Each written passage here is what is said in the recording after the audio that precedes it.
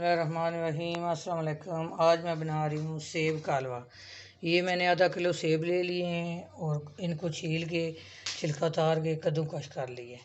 और ये आधी प्याली मैंने घी ले लिया है, आधी प्याली मैंने चीनी ले लिया है। चीनी और घी हस्बे ज़रूरत डालूँगी। ये मैंने देचकी ले ली है और देचकी में मैंने सेब डाल लिए हैं और चूल्हा भी जला लिया है। इनका थोड़ा सा पानी खुश्क होगा, फिर मैं इनमें घी डालूँगी।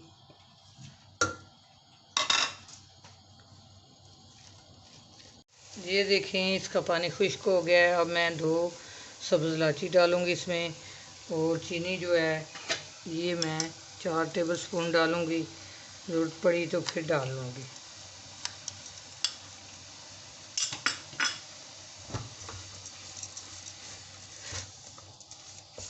ये चीनी में थोड़ा पकेगा, फिर इसमें घी डालूँगी। ये देखिए, चीनी में अच्छी तरह सेब 3-4 मिनट पक गया है, उसका पानी भी खुश्क हो गया चीनी का। तो अब मैं इसमें 3 टेबलस्पून घी डाल रही हूँ। घी में 2-3 मिनट इसको भूनूंगी। तो इसमें मैं सेब में मैं कोई ड्राई फ्रूट कुछ भी नहीं डाल रही कि ये वैसे ही बड़ी ताकत वाला होता है, तो बच्चे इसको इस तरह नहीं खाते। तो अब बना के इसको खिलाएं, हलवा बनाएं, इसकी खीर बनाएं, इसका जूस बनाएं, इसका टेस्ट जो है बदली कर के बच्चों को खिलाएं।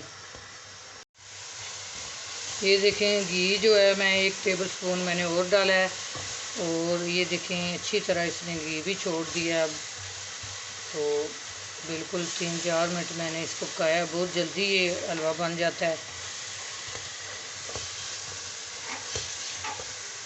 अब मैं चूल्हा बंद करने लगी हूँ। ये देखिए कितनी जल्दी पक गया। अब मैं डिश आउट करती हूँ उसको।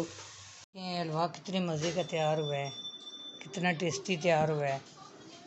अपनी दुआओं में याद रखना। अल्लाह हाफिज़।